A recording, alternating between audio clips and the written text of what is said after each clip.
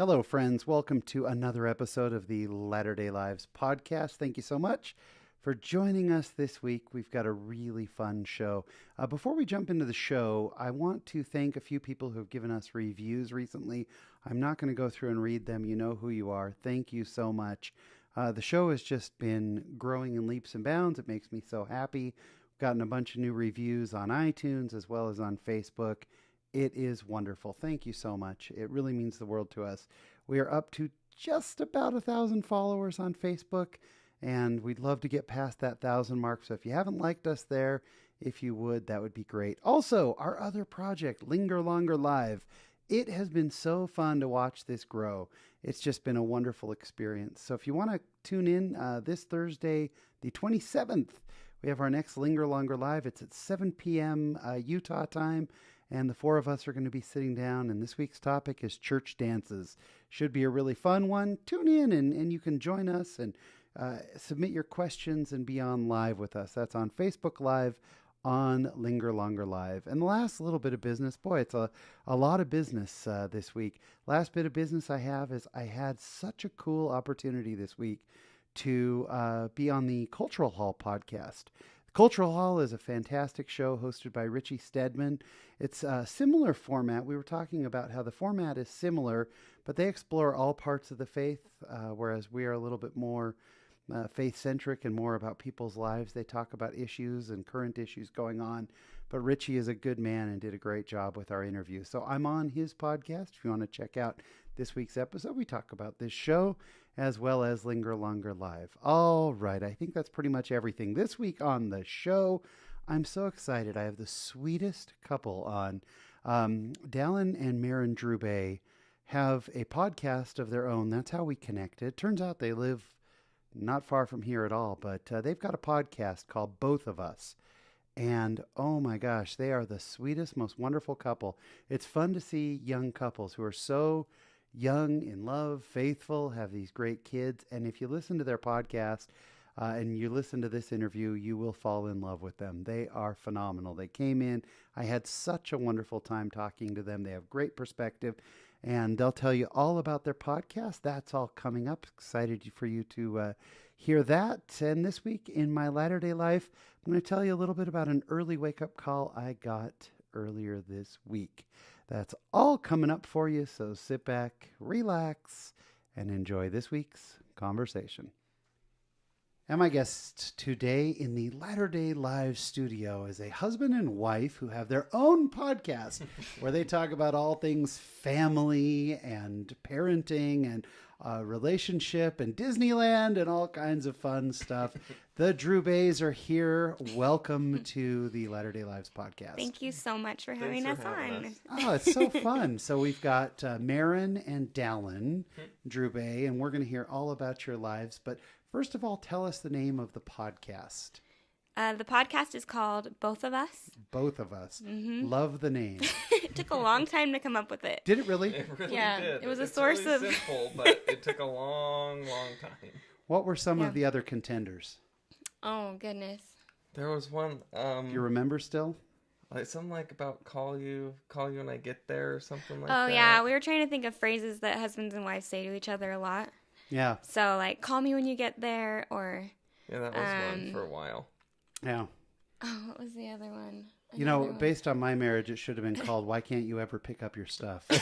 That's what mine would have been called. So it's a good thing you didn't call it that. I think "Pick Up Your Socks" was another one. Pick up your socks. Yeah, that would be a good one in my marriage. Or, are you watching basketball again? Would be another podcast my marriage would have. So that's awesome. Or just really. Yeah, really. Yeah, that would have been a good one. That would have been a good one. You know, it'd be a good husband and wife podcast. Would be nothing. As in, what's wrong? Nothing. Nothing dot. The nothing dot. Nothing. Yes, I can or tell. Or I'm fine. Yeah, I'm fine. Nothing, I'm fine. That's going to be my next podcast. It's That's going to good. Be Nothing, I'm fine. I'm fine. That's fantastic. So I want to hear a little bit about each of you separately and how we came together. Who wants to go first? I'm going to let Maren go first. Maren. Let's hear all about the life of Maren. Maren, where are you from?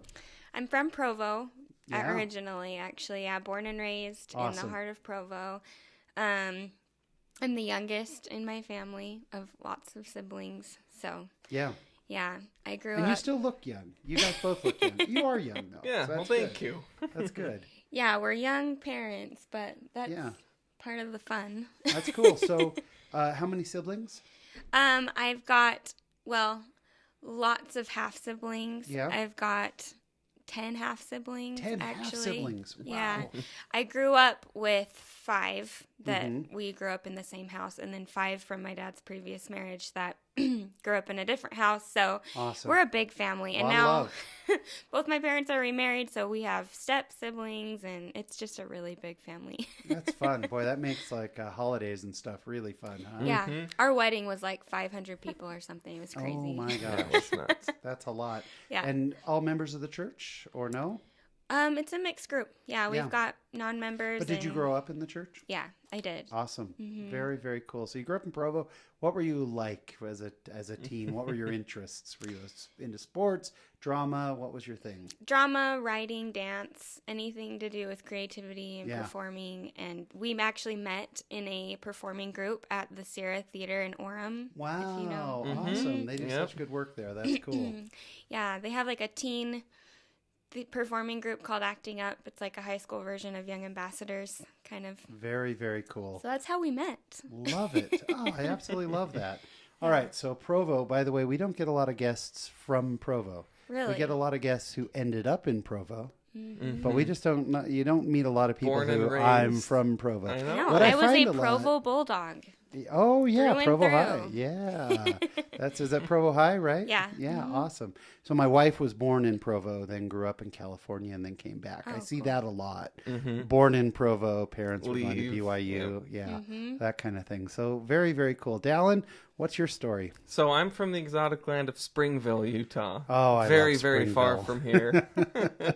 My sister lives in Springville. We love it there. It's a I good love place. Springville. It's tucked away in the mountains. It's really nice. So Yeah, it's beautiful. I went to high school in Springville. I lived there for He was my a whole devil. life growing up. I was a red So- devil.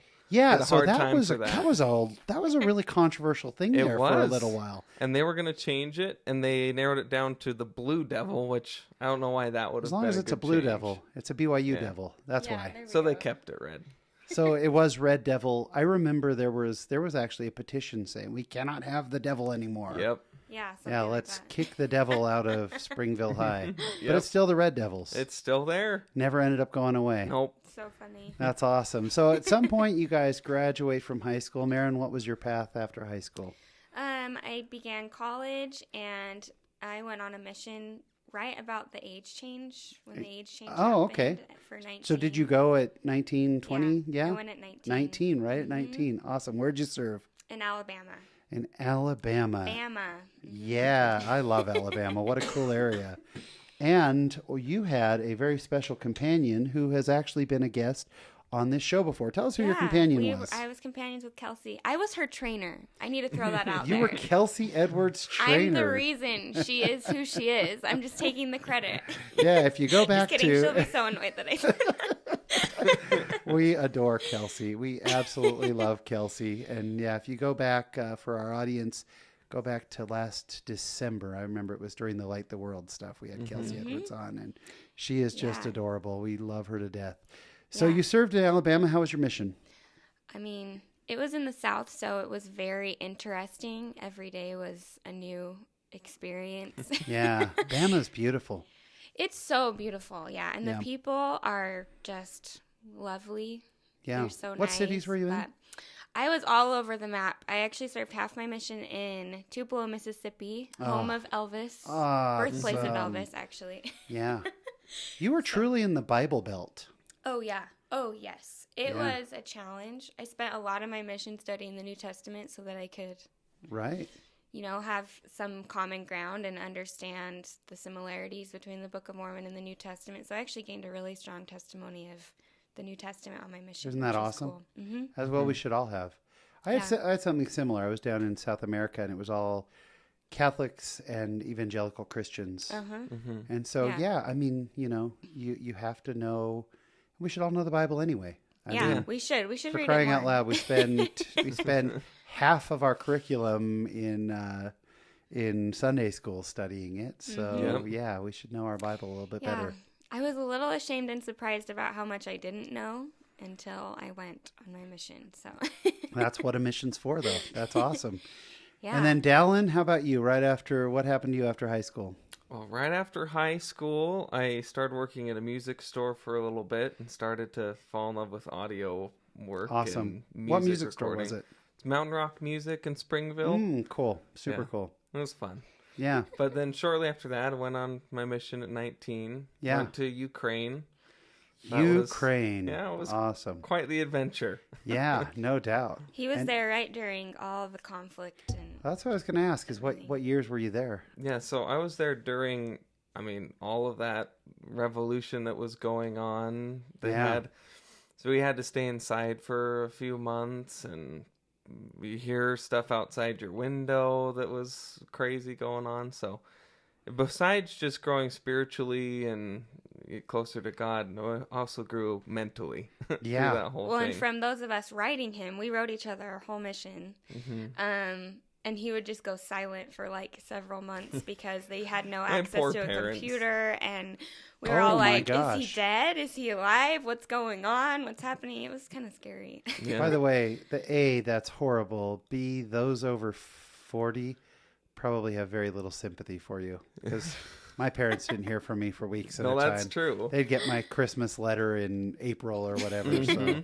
But I'm sure it was scary because everything going on in the Ukraine at the time. I mean, the political unrest of the Ukraine and what's happening with Russia and the Ukraine, and then the rebellion is crazy. So crazy time. Yeah. But missionaries were never pulled out of the Ukraine. So they were pulled out of eastern Ukraine. Oh, I didn't know that. When Russia was involved in that area. Yeah. They moved all of those missionaries to our mission, which was in the central part of Ukraine. What was the mission called? Kyiv. Oh, it's Kyiv. Okay, cool. And so we had double the size of our mission in 1 week. And then they started transferring some of those missionaries back to the United States, and what a crazy time. It was an experience. It was fun. I would guess so. Yeah, amazing. Yeah. He's got some crazy, people pounding on his door asking if you were American. Yeah, so I served with the Russian companion, Nikita Yazvinsky. He's awesome. Yeah. It was great. And it was a blessing we were serving together, because during a time of really heavy unrest, you had people on one side that supported the West, the other side that supported Russia. And so we'd have people come and knock on our doors and yell through, do you have any Americans in there? And him in his thick Russian accent could come up and say no.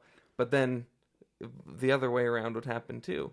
Do you have any Russians? We need all our Russians. And in my American accent, I could go over and say, nope, none here. We're good. That is unbelievable. Yeah. Crazy times. You guys both served in such cool areas. I just think it's awesome. Yeah. But slightly different. Very, very different. Alabama and the Ukraine. I don't know if you could get that much more different than Alabama and the Ukraine. The differences between our letters were hilarious, actually. So I want to go back to that, because I guess I took for granted when you said you met, I assumed that you maybe just met and knew each other and then reconnected after missions. But if you were writing each other, did you start dating while you were at the Sarah? No, she was too cool for me. She was really popular, extroverted, pretty, and everyone wanted to be her friend. So she was just nice. Right? Although we did have one kiss before our missions, playing Spin the Bottle. I know, we were having a Very rebellious classic moment. We're going to keep that from our kids for a long time. Spin the bottle. Oh, I hope it's Maren. Oh, please let it be Maren. Yeah. That's fantastic. Yeah. So you were just friends. But we were good friends, and we would complain about, who we were dating to each other and talk about, all that sort of stuff. Yeah. We were good friends. So were you friends, but were either of you deep down going, man, I wish we were more than friends? I didn't think it was possible. Yeah. So in my head, I was just like, she's way out of my league, so I'm just going to stay good friends with her because that's nice. Growing up, I thought that about every girl I met. Every girl was literally out of my league. So I honestly thought the same. I just thought he was just way too holy for me and way too nice. Yeah, he was a righteous guy. He was a really good boy in high school and just really polite and upstanding and kind to everybody. And I mean, that's awesome. I really admired him. That's so fantastic. It was fun to go on missions and write each other. Were you out at the same time? Mm-hmm. Yeah. So you're writing about each other's mission experiences. Yep. So then you get back. How do you connect? What happened? I got back about 8 months before him. Dated a lot of duds in that time nice period. people in there. Sadly, I got to say there are plenty of those out there. Yeah. Yeah. I dated some good, nice people too. But I think I was just holding out for him because I was getting his letters and I could see he's becoming marriage material here. So you started thinking this before he came home. She was. Did you know this, Dallin? No, I was tipped off close to the end of my mission. One of my good friends wrote me and tipped me off and said, "Hey, Maren wants to date you when you get home. You should try it out." Like, wait, what? It didn't seem like something that would ever happen. So. And then your mission president said, "Do you want to extend?" You went, "Oh no. I have something to do, President." I might lose the opportunity. Yeah, I'm in. That's so awesome. So you get home from your mission. Was it a natural transition into dating, or? It was pretty fast, honestly. Yeah, when I read his last letter, I was like, okay, I really do want to try dating him. I actually just felt spiritually like I should. Yeah. And I was kind of dating someone else at the time. Mm-hmm. And I ended up just saying, I really feel like spiritually strong that I should date my friend when he gets home, so I'm going to wait for him. And I sent him an email his last week and said, hey, let's hang out when you get home. And he wrote me back within a few minutes because he happened to be on the computer at the time and said, yeah, I'd love to go out with you or something. Yeah, and that was his she last said, let's week. hang out when you get home. And I said, well, what about going out on a date? So I was going for it, Dallin, you're very direct. I was going for it. Yeah. It was his last Monday in the field. He was like, I got to solidify this right now. It was the Ukrainian mindset that I had drilled in for 2 years. You know, your commitment pattern. You're still in mission mode. Uh-huh. Will you? Will commit? you? Will you?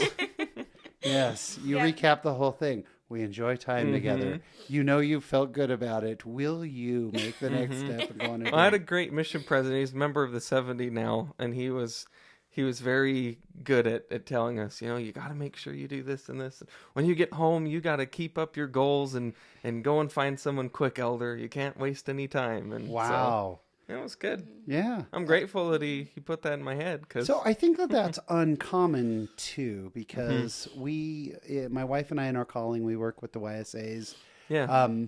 And we talk a lot. I've got friends who are YSA bishops or in bishoprics, and one of the number one problems they find is they say that kids are coming home from missions or whatever are in that mid-20s age and are not dating. Yeah. It's a lot of, hey, we're all going to hang out over at Bob's house tonight. We'll watch a movie and hang out.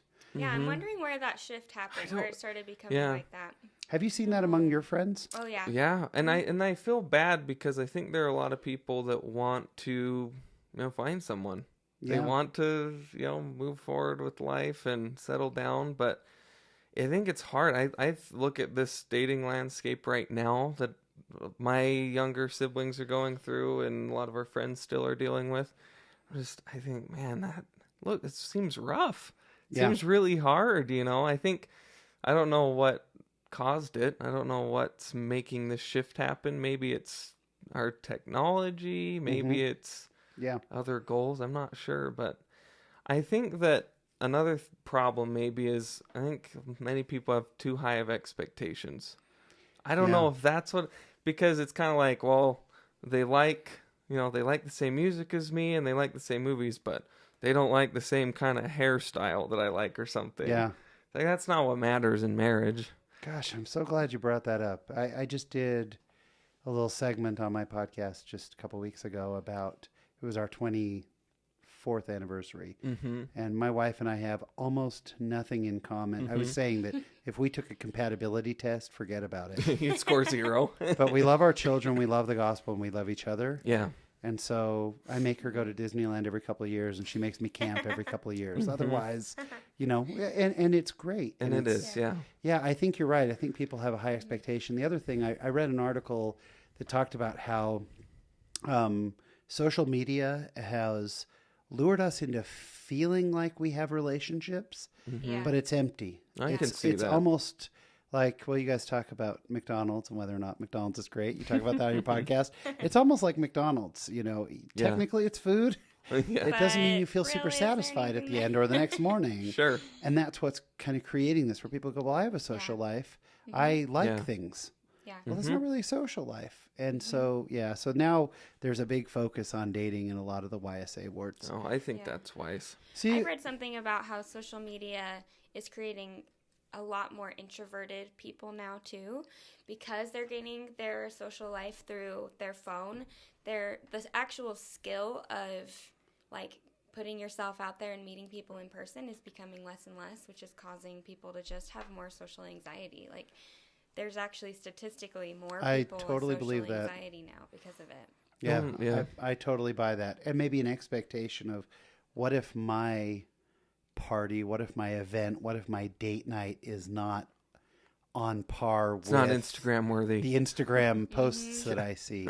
Yeah. I worry about it a little bit within church culture about, we now have, wedding proposals that cost more than my wedding reception. Yeah, that's true. Or, you know what, we're going to have the mission letter opening that there has to be, first the band is going to play, and then you're going to open and then there's going to be, we got a guest speaker that we flew in from wherever. Yeah. We're creating this where the build up to it, then how do you live up to an expectation? Yeah. I think the millennial kids say it's extra now. Extra, That's the term, yeah. Right? Everything has to I've be heard very that. We learned that word not too long ago. My sister is teaching us that extra means. Oh, it's extra. Yeah. Yeah. Yeah, I think that can be dangerous. Yeah. But you guys did it all right. You came back. What was your first date after your mission? Panda Express. Well, she was very good, because she knew that I was interested in dating her, but she wanted to, I think she was testing me out a little bit. So she said, yeah, before we do anything, do you want to just come to Institute? So she invited me. It was like my first week home. That first Wednesday back, I went to Institute with Maren. You want to get to an RM, you invite him to Institute. Oh, that yeah. was smart. I was It was smart. That was smart. I think we went twice. I think after the second time I asked her if she wanted to go get lunch. I didn't realize that would be a date, though. It's kind of funny. It kind of turned into It turned a into date. one. We went to Panda Express. Yeah. Very romantic. No, that's awesome. I love Panda. Yeah, I do too. I do remember sitting at Panda, though, and talking about our missions with each other, and also just our goals in general for life. And we were both kind of going, like, this really does feel like something we should pursue, and kind of talking about that. And we had already been such good friends for so long. We didn't really have to do the get to know you thing. Yeah. But that was strange for me, at least going, first 2 weeks home. We're talking really fast. We'll go and pray, and I was really connected with God because I just barely got home, and thinking, are we already going down this path? Like, is this already going to be something that could work? But I think the key for me, and I think what I feel like is the key for anyone trying to decide if they should marry someone, you gotta look at those core things. Yeah. Do we both have the same goal of church service? That's a huge one. Right. Because if I were to get, revelation, or we were to get revelation together to move somewhere, or serve in some calling or something, and you're not connected on that level, you both aren't going in that direction, that can be really tough. Yeah. That can be really hard. Yeah. So that, and also where we would, kind of wanting to have kids, and our goals matched up and we're lining up. And like so what you said, the core things were there, even though our personalities are very different. Very, very different. That comes across in your podcast too. Yeah. In a delightful way. But again, my wife and I are very different. And I think that if couples will set it up front that the only thing that matters is we will serve the Lord, we will follow the Lord, that makes so much more come in line, because the Lord only has one vision. So if we say we're going to be aligned with the Lord, sometimes it takes a while to find that, but you can at least get on the same track each time. Well, and when it's 3 a.m. and you're trying to help your crying baby go to sleep and you're exhausted, it's not going to matter what your favorite TV show is. It's going to matter how you can work together in your connection with God. So. Oh, absolutely. So how did it cross the line? Your friends, you're hanging out at Panda. when did it become whoa, we're not just friends? It was actually kind of funny. We attended one of our friends' weddings, and at the wedding, he asked me to dance, and afterwards, he kind of made... I went a little too fast. He made the bold statement afterwards. He's like, well, I could see this going towards marriage, and... Well, I even went further, and I said, I would like to keep dating you, but I don't want to if you don't think it could get to marriage eventually. Yeah, so I went for it. Don't ever go into sales, Dallin. Yeah, don't do what I was doing. That was a hard close. That was a hard close. But so good for you for being bold. Did that scare you off a little bit, Maren? It did. I shut it down for a little bit. Yeah. After that, and then said easy there, cowboy. And I felt dumb, and I felt bad. Oh no! But it's okay. What happened after that was that he went out of town. He went with my friends on a road trip. With his friends on a road trip to Canada, actually, for about a week. We all had passports from the mission, so we were like, let's use them. Yeah, let's go to Canada. And while he was gone, I really missed him. And I was the type of person previously to not really attach myself to somebody. So the fact that I felt attached to him and that I missed him so much was kind of a sign to me that maybe I should keep giving it a try. It's a big deal. So when he got home, I said something like, okay, I actually want to try this. I really missed you. And I think it was like a week later or something, we had our first kiss. And from then on, it was really solid. Yeah. Yeah. Because I listened to her. She said, I don't know about that. Give me some time to think about it. And I just completely respect that and backed off. 100% backed off. Yeah. And so I think, then she decided, you know what, I actually missed him. What's funny to me, what comes across from both your podcast and now talking to you guys is, and I could be way off base on this, but Dallin, you're definitely an artist type, but also very technical. Like I can hear your technical mind both in your podcast and here today. Yeah. And Maren, you're all art. Like you are all passion and heart. And it makes for such a fun combination, both listening to your podcast and you guys being here. Yeah. It just makes it really fun. I can imagine that leads to some fun discussions. I'm all art. I'm all art and passion, and my wife is very analytical, very much so. And I think it makes for a fun balance, It is fun. Yeah. Someone has to have feet on the ground, and someone has to be pulling things up. And I think that makes it really, really fun and really cool. So What's fun is we've talked about how we've rubbed off on each other now that we've been married for several years, and how I've noticed him getting a little more laid back about things, and he's noticed me getting really uptight about things. Yeah. We've just rubbed off on each other, which is really funny. Well, and I think the extrovert-introvert thing, I'm very introverted, she's very extroverted, and we've kind of mused a little bit together. She wants to be a homebody sometimes. It's kind of crazy. It's awesome. I think that's so cool. And I think the fact that you can love the strengths of the other one, even though they're different.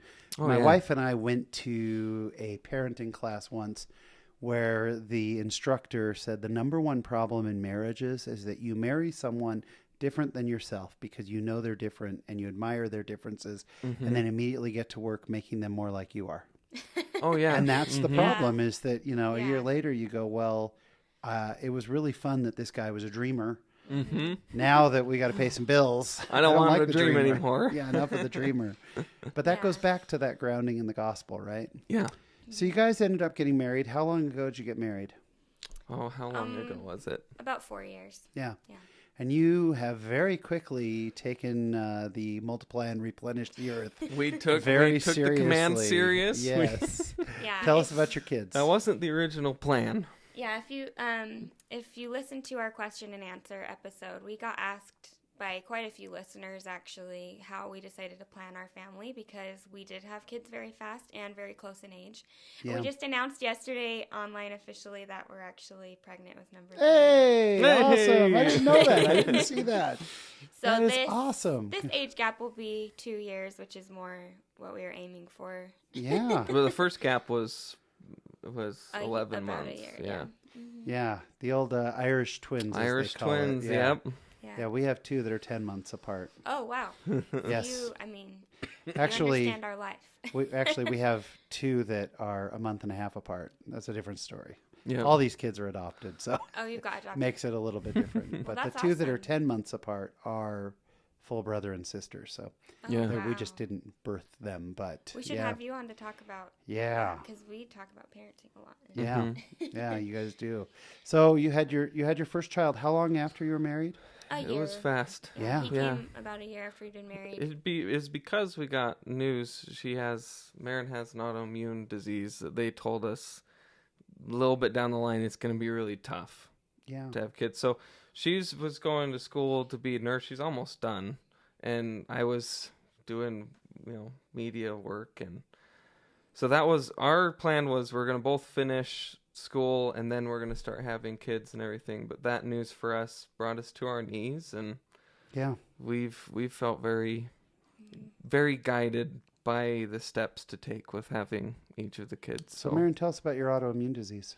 So it's called Hashimoto's. I have a very severe version of it. It can be lighter or more severe, but it's an autoimmune disease that eventually deteriorates your thyroid, which controls your hormones, which controls your fertility. Yeah. So that combined with my family history of infant loss, we have quite a lot of that in my family. I was just given some really poor odds for being able to have kids, even into my late 20s. Wow. My odds of infant loss they said, you're going to have infant loss the older you get. And so a big thing that we really agreed on before we got married is that we both wanted 4 kids. And so we just decided to start and get them here before we had to deal with that. Yeah. And we've been very prayerful about it. So. Yeah, it's awesome. Mm-hmm. What challenges does it bring being a young married couple, newlywed couple, really? By the time your first kid comes, you haven't had 3, 4, 5 years the way some couples have to kind of build out the marriage first and bulletproof the marriage before a kid comes. Did you find more challenges, or does it draw you closer together, or both? I would say yes. I think there were some challenges with it because, there's a difference between being married and having kids. There's a huge difference between the two. Yeah, marriage and a family are two. It's so different, and I didn't know that. Different ballgame. I thought marriage is the last step, and then you just the next step after getting married is having kids. It changes things. It changes. I think in a good way, your freedom is stripped from you. Your whole life becomes about these children. So it was. I think there were difficulties in going. We have to completely put aside what we originally were wanting to do in those moments, especially with newborn babies. We need to unite together. But the thing that was nice, why we keep coming back to this, is having that core belief and foundation on God. That was what made the difference. That's what made it all work. And I would say relationship-wise, to answer that question, there are positives and negatives, but I think overall positive because we have jumped so many hurdles that people don't jump for several years into marriage. We've had to, create a life and a career that's more solid right off the bat because we had kids to provide for. Of course, yeah. We haven't done as much of the frivolous kind of go off and do what we want as much because we've been doing that. But then we've also very early in our marriage had to be in a very vulnerable place with each other because pregnancy is hard and pregnancy is hard. Little kids are hard. How old's your oldest now? 2. 2.5. Yeah. My goodness. So the ages are 2, 1, and 1 on the way. So we'll have a 3-year-old, a 2-year-old, and a newborn. Unbelievable. Yeah. So I'll tell you a positive from someone who's been there. I'm 46 years old, and the way our family came together was through a lot of adoption. We've had 2 kids, and we've adopted a bunch of older kids. So I am 46. You'll be in a similar boat to this. My youngest is about to turn 15. When he graduates from high school, when my youngest of 7 graduates from high school, I'll be 50 years old. Yeah. And so I see our friends who for years were out cavorting and partying and having a good old time while we were, knee deep in diapers. Yeah. And now, you know, they're in their 50s and early 60s or whatever with teenagers, and so you'll be in that situation too. Sure. My wife and I are going to have more of our marriage time together on the back end of it, yep, rather than on the front. Which, and you it's know, a great blessing. I'm fine with the idea that, because you look at development, psychology, and people as they develop. Sure. By the time we've reached a point where our adulthood is developed in its, you know, fullest form before you do more stuff later in your 40s or whatever, the definition of who we are is going to be married parents with kids. And I like that. Yeah. I like too. I'm not going to have to redefine myself to have kids. My head is marriage equals we have a family together. Yeah. So plus, I got to have my midlife crisis when I was like 28. Yeah. So that was awesome. I think I'm having that is such a benefit. It's fine. So that saves a lot of time and money. I think whatever path people choose, as long as they know it's right for them, is obviously they know best. That's the best part of it, is that God has a plan, and I would never say that my plan or your plan would be right for others. And I have friends who have gotten married for the first time in their 40s and 50s, and I have a friend who got married at 55 for the first time. Yeah. I have friends who aren't married, friends who are on their second and third marriages, have kids from each, you know, and that's their plan, and that works. And I think that's the biggest thing, is to find your plan. Yeah. But your plan includes sharing with the world a lot about your lives. That's true. How did the whole podcast come about?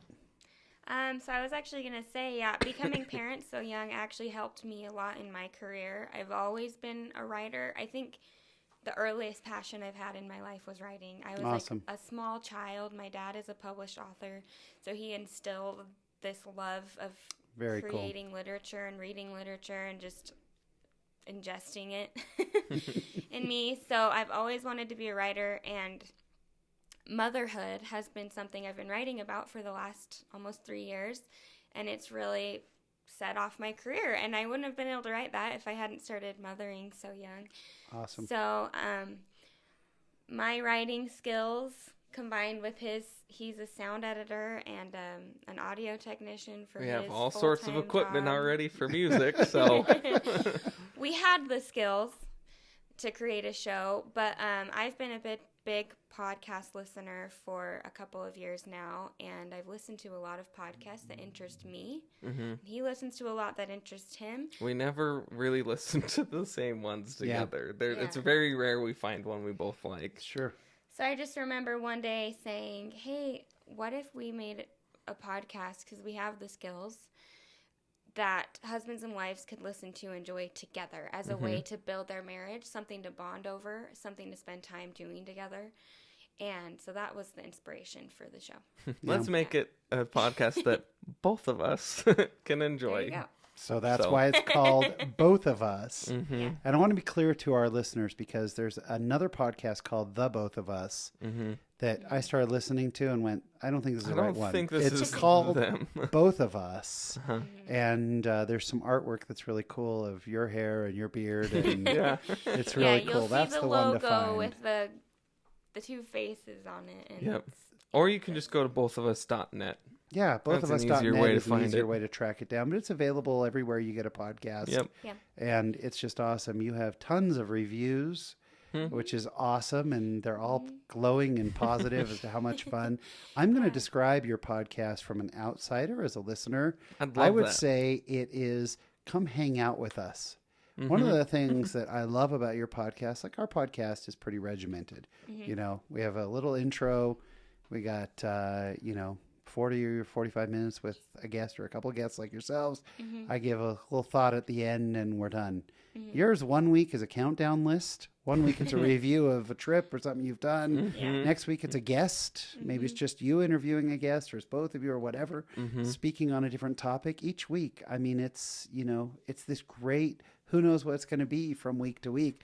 But each week there's something that really bonds the audience with you. Like, I feel like I knew you before you got here. So we that's heard really that a fun. lot from a lot of people. Yeah, I was going to ask, what's the response been from listeners? It's been awesome. That's the biggest. We made this and we enjoyed doing it and we put it out, and then we found out people were listening to it. It sounds kind of funny, but I was surprised. Like, wait, people are listening to our podcast. Oh, I'm not surprised at all. You know? It has very broad appeal. Like, I can see so many demos, so many demographics that would enjoy that, you know. People who are young marriages getting ready for kids, or people who have had kids. I look back, some of the things you guys talk about, I go, oh my gosh, I remember that, you know? And so even where I'm in a totally different phase in my life, I love it. I just think you guys are so open. Well, do you ever later feel like, oh, we revealed a bit more than I was comfortable with? Has that ever happened to you? I think maybe sometimes when, you know, we're at church or I'm at work and someone I barely know comes up and says, I heard about your wife's infertility thing with the Hashimoto's, and like, oh yeah, huh? We did talk about that. But at the end of the day, I feel like I like connecting with people. And it takes me a minute. I need to have deep conversations that connect with someone to be close with them.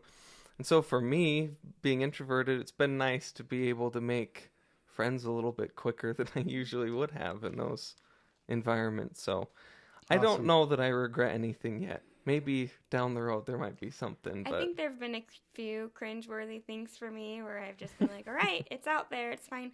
But we've had a lot of response from people in our demographic, young parents, young mothers who are in the thick of this phase of life, who have reached out, and we've received the most touching messages, who've said, it meant a lot to me to hear you open up about this or to talk about this subject that I haven't heard, and it strengthened me, and I feel like I know you, and I feel like we're friends. And that's what we've been looking for, is that connection, that help for people, to help them along in this phase of life, to relate to them. And I've been really grateful for that response. Yeah. Oh, that is so awesome. I totally get it. I mean, it's a very uplifting and fun podcast, but you deal with some serious things in fun ways too. I mean, you don't shy away from, you've had some pretty serious discussions. Have you had anything you've had to edit out?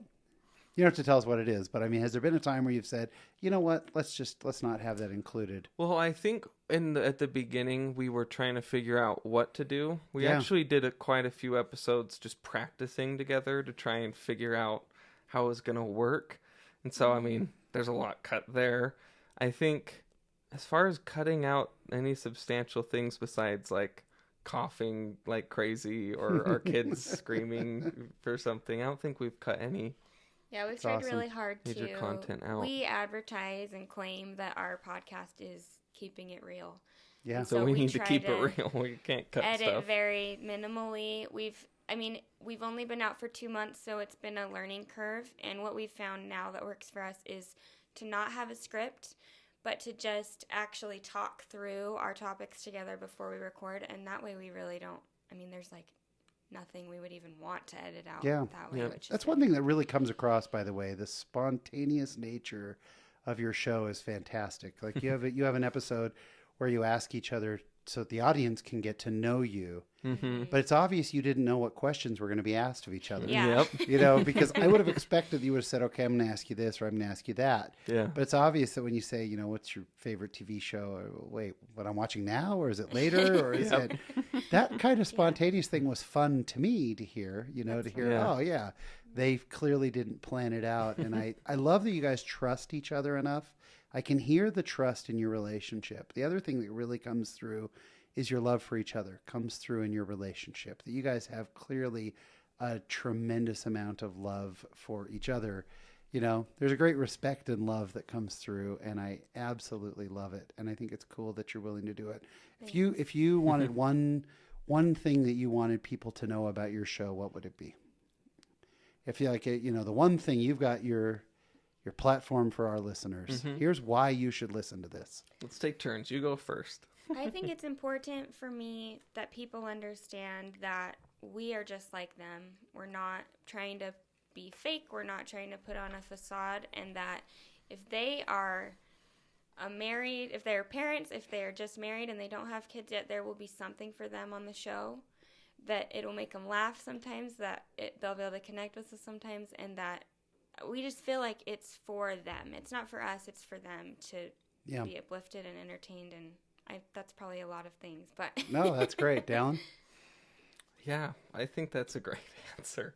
I would just add that in my mind, what I'm thinking of is I'm trying to remember moments that I've had, because I feel like we've figured stuff out at this point, because we've had a few babies, and we're gonna obviously learn a ton, but I don't feel like I'm drowning anymore. Yeah. When we first find out we're gonna have a baby and another one right away, and I would have to figure out how to provide for everyone. It was rough. A lot of pressure. And I think of some of these moments that we had late at night, and times I would listen to podcasts, and in my mind I want to present something or create something that is helpful in those moments. Helpful awesome. in the good times, but also some of the more difficult times that people are going through. Mm-hmm. And something that in the past I would have enjoyed hearing, or would have been helpful to hear or comforting to hear. We've had a lot of people say, like what you just said. Probably our most common comment has said, I feel like I know you. I feel like we're friends. People we don't even know. And I think that is our goal, is that we are a friend to everybody. It's awesome. And for our audience to know, because we are a Latter-day Saint show, your show is not specifically Latter-day Saint. What's funny is in the episodes I've heard, I haven't heard mention of it, but I would have known that you were members of the church. Right. There's a vernacular, I think. There's just a vernacular that we use in a way that we think. And just the fact that you had so many young kids at this age and you live in Utah, it would be pretty evident. It'd be pretty easy to figure it out. But it is a broad appeal show. I can see anyone from anywhere really enjoying it. Yeah. Well, I love it. I'm so glad that you're doing it. And I'm so glad we had this chance to sit down. We're going to wrap things up with the same question we ask all of our guests at the end of every episode. It's a simple little question. What does being a member of the church mean to you? And either one can take the question first. I love it. Do you want me to go first now, since you've been going first? Yeah. It means everything to me. I think of some of those moments we mentioned on my mission, sitting in a concrete apartment in Ukraine, and the thing that got me through some of those hard moments, or some of the hard moments that any of us deal with in life, it's been my testimony in the gospel. I think the thing I love about the church, and the thing that I think makes it unique, besides having the restored authority from God and all that, is it really is set up to help you create a personal, one-on-one relationship with God. That's the most precious thing in the whole world to me, is having that connection with him. And that's what I always try. It doesn't matter what religion you're a part of. That's always what I try and turn people to, is try and reach out to God, because having that relationship with him, that's everything. It's awesome. Everything. Perfect. Maren? I'd say that the gospel for me is my biggest source of peace. And there is so much lack of peace in the world right now. Everywhere you look, there is so much conflict and confusion and just hard things. You really can't get online and not see something that's confusing or hard, or something that people are dealing with. And to me, the gospel of Jesus Christ gives me peace. And that is the best thing that I could ever ask for. Awesome. Writer, audio engineer, husband, wife, young parents to be yet again, and podcast hosts. Dallin and Maren Droubay, thank you so much for coming on, sharing your Latter-day life with us. We appreciate it. Thank you for having us. And my special thanks to Dallin and Maren for coming in. And what a fun couple. I mean, their energy and their love for each other is just awesome. I so enjoyed getting to sit down and talk to them. So thank you again. And if you have not checked it out yet, be sure to check out both of us. They're an amazing podcast. Fantastic stuff. This week in my Latter-day life, it was a big week. I work in wireless accessories. We make phone cases and iPad cases and all kinds of just mobile accessories. That's what we do. And this week, you may have heard, a little company called Apple had a new phone come out. Now, back in the day, this was like the biggest event in the world, and people would line up 3 days early and sleep outside the store. Now it's all online ordering, and it's not quite as exciting as it used to be. And this one was the 10S, which was sort of just a better version of what they already had out, but it was still pretty exciting, especially because they had a new size, the Max. And so, I was pretty excited about it. I have a tendency to replace my phone every 2 years. I don't get every single model, but every other year. And I was still on an iPhone 7, so I was ready to upgrade this time to the XS. And I decided for the first time ever, I'm going to do the Max. My eyesight is going, and I'm getting older. I want to have the bigger phone. So I was pretty excited about this launch, and I kind of dragged my feet in ordering it. My company actually pays for it, so there was no reason, but I didn't get it pre-ordered. Then I was bugged by how long my pre-order was going to take. My iPhone 7 battery was lousy. And so the night before launch, I still hadn't ordered it, and I was kind of trying to figure out. I have a few friends at Apple, but they were no help. I was trying to figure out how was I going to get my hands on a phone. And I decided there was one way. I knew that the Apple stores were going to have a certain amount of inventory. And so I called the Apple store. They were opening at 8 the next morning. I went to bed at about midnight, and I got up the next day and got up at about 3:30 in the morning. And I trekked down to the local Apple store, and I stood there out in the cold. We were there from about 4 o'clock in the morning. I was number 13 in line. It was still no guarantee I was even going to get the phone that I wanted, but I was number 13 in line, and as we stood there, I was shivering. I should have brought a chair. I didn't. So no chair, no jacket. It wasn't freezing, but it wasn't warm, and I stood very uncomfortably for a couple of hours. Then they let us inside the mall, and once inside the mall, boy, there were probably 20 people behind me and 13 in front of me. And I got to talking to the guy next to me, and we started laughing about our old devices. We started laughing about, did you have the iPhone 5? Yeah, here's what I liked about it. We were super geeky. We're talking about, oh yeah, I had the original iPhone. Remember the way the headphone jack was, and all these things. Then we started going back to our Blackberries. How we both had Blackberry Pearls and Blackberry Curves and the original Blackberry. I remember when Jason, my old business partner, he and I got our original Blackberries. We thought it was the coolest thing in the world. And my wife said, don't ever talk on that in public. It looks like you're talking on a calculator, because that wasn't the form factor of a phone. And then we went back before that to the old Nextel phones that you had push to talk. Remember those? It was like a walkie-talkie in your pocket. And before that, it was Razors. Oh, man, when you had the Razor, it was such a cool little flip phone, the Motorola's. And before that, I remember the Nokia. Oh, the Nokias. Didn't we love the Nokias? They never broke. So you had your Nokia. Of course, you couldn't text on it or anything. That was why you carried a pager. And I carried a pager. And I can go all the way back to remembering my dad's 1984 Audi 5000S and his big brick radio phone from Radio Shack that was corded, and it had the little coiled antenna on the back of the car. And I was threatened to, within inches of my life, to never use it because it was like $2.99 a minute. The reception wasn't good anyway.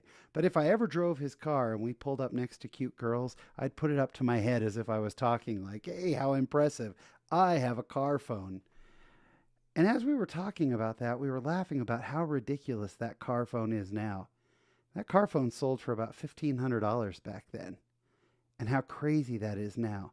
And how ridiculous the BlackBerry seemed. Why do we need keyboards? What would you pay for a BlackBerry today? I asked him. And he said, not $1.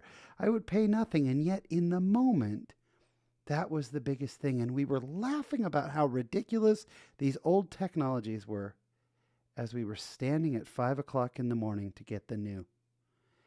And in a few months, having a new iPhone XS really won't be a big deal. And in a year, well, there'll be another one coming out, and everyone else will get excited. People will be selling off their XS. In 2 years, it won't be supported by Apple much anymore. It'll be sluggish and slow, and the battery will die down.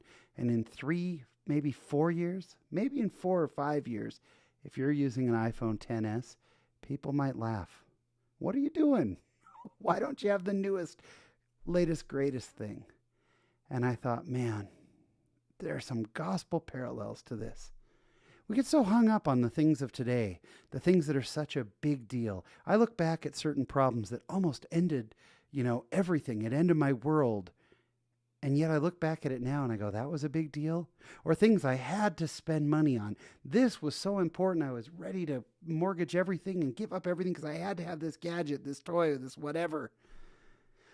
and then donating it to charity just a few years later. And we laugh. We laugh at how ridiculous it was.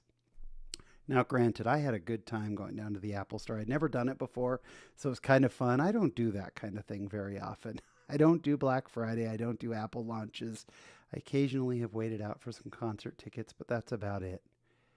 So it was a lot of fun, but it certainly put it in perspective that this thing is going to work for me for a little while, but the one thing that works, the one thing that lasts, the thing that is eternal is the gospel of Jesus Christ. And when we put our focus on the things that will for sure be worthless, and I mean worthless, this will get to a point where it will be worth pennies to recycle. Pennies. That's everything in earth. What lasts forever are relationships, as our beautiful Dallin and Maren told us earlier. It's our families. It's the gospel of Jesus Christ. So it is fun, and it's a good diversion, and I'm loving the new phone. Don't get me wrong. But let's keep those things in perspective. And that's what's happening this week in my latter-day life. Thank you so much for tuning in, and please be sure to join us on Linger Longer Live the 27th. That's at 7 p.m. Talk about church dances. And until next week, we got another great show for you. Please remember, as always, there is a great, big, beautiful world out there. So go be in it, just not of it. Thanks for listening.